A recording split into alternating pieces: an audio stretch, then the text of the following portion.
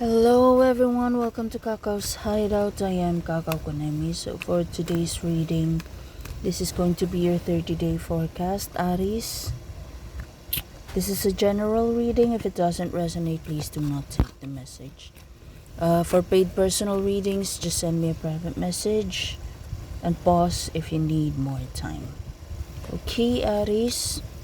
If you have any suggestions for pick a card readings, mga questions, mga topics na gusto nyong i-tackle, feel free to comment below. Okay? Anyway, so there, pause if you need more time. Yan. So this is 1, this is 2, this is 3. Okay? Now let's start kay number 1. For the next 30 days, this is timeless by the way, ang mangyayari, you will feel left alone and manipulated. Maybe ngayong wala nang makukuha sa'yo, wala nang mahihita sa'yo, all of a sudden you're alone. So this is you being reminded to be very choosy, very careful with the friends that you keep or the people that you allow access to your life, to your finances, to your blessings. Kasi ito yung wala na tayong makukuha dyan, tayo, parang alis na tayo. Although in this case, dalawa kayo eh. So maybe there's someone na ganyan din ang feeling na you need to reflect on. This may be possibly someone from your past na maybe ganyan din yung ginawa mo sa kanya, kaya yan yung nangyayari sa'yo.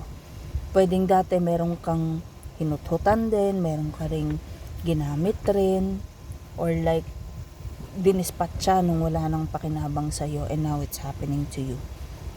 Now, learn from this, and aside from being careful with choosing your friends or the people that you keep, parang learn from it na rin. Okay?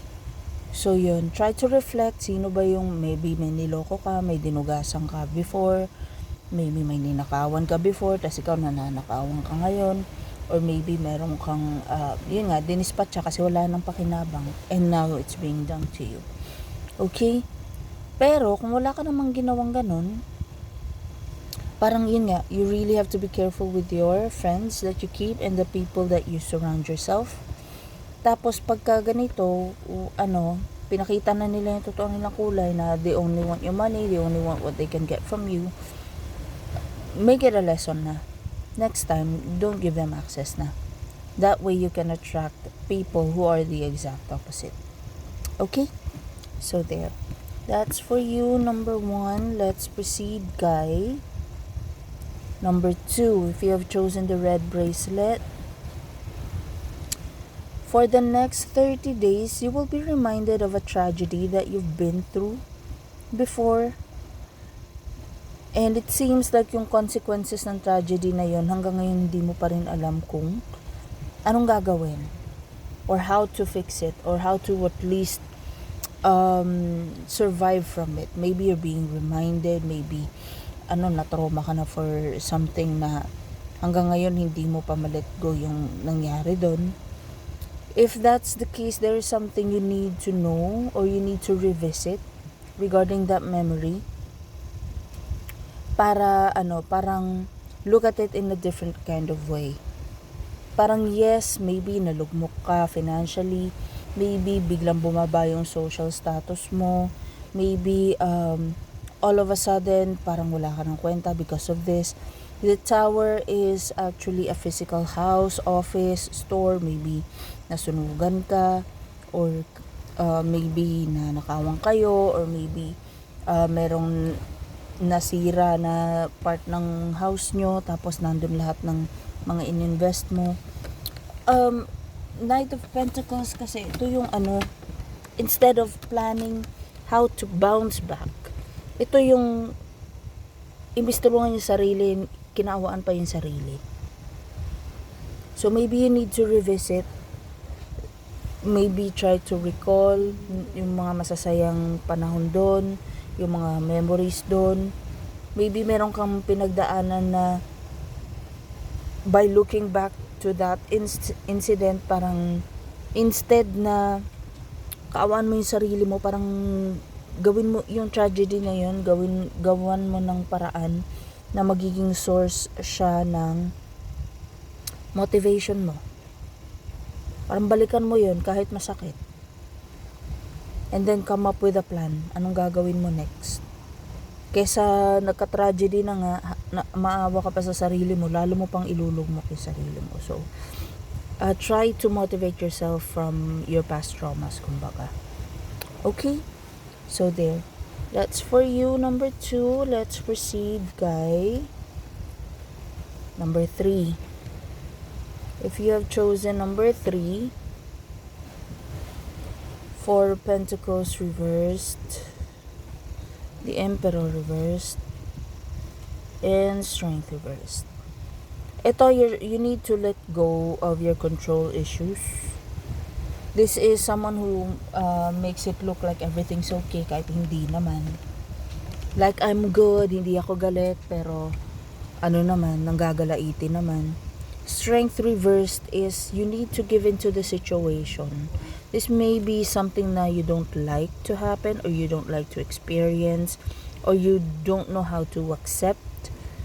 Pero kaysa ma-stress ka, kaka-pretend na everything's under control kahit na hindi naman. Especially financially, like maybe you need to ask for help. Maybe you need to reconsider your source of income, your career decision. Pero siguro if I need to reconsider my decision sa business or sa career, I will need to approach someone that I don't like. Parang wag na lang, manigas siya dyan, hindi ako lalapit. Yung ganon. Pero this time, the cards are saying, lapit ka na lang. Kesa ikaw yung mas mapapahiya ka, parang ganon. Or maybe try to do something na nasa-sense ko kasi sa'yo, number 3, ayaw mong kainin yung sinabi mo. Pero the cards are saying you have to just make, in order for you to learn na hindi ka dapat nagsasabi ng tapos or nagsasalita ng tapos. Learn from it, and then next time, huwag mo nang ulitin. Pero Aries kaya, I don't know if you're going to follow the advice. Pagka ikakasira ng ego, mas mabuting pumanaw na lang. Parang ganun yung mindset mo eh. So, it's up to you. But anyway, the cards are saying, you really need to let go of the pretensions na everything's under control, everything's fine kahit hindi naman. Especially financially. Maybe may kinakaya kang bayarin, may kinakaya kang obligasyon, especially if you're the breadwinner. But there's something, but it's taking a toll in your health. Siguro hindi ka na nakakakain ng maayos, hindi ka nakakatulog ng maayos. Makakatulog ka nga, pero pag gising mo, hindi ka refreshed, yung ganun. So, it's time to ask for help. It's time to at least acknowledge na hindi mo kaya to this time. Okay? Kesa laban ka ng laban para sa mga gastusin, tapos yung mga naipon mo papunta lang sa pang-ospital mo. So, hindi ka. Okay? That's all I'm seeing here. Any clarifications? If you would like to have a private reading, check the description box below. Okay? Bye!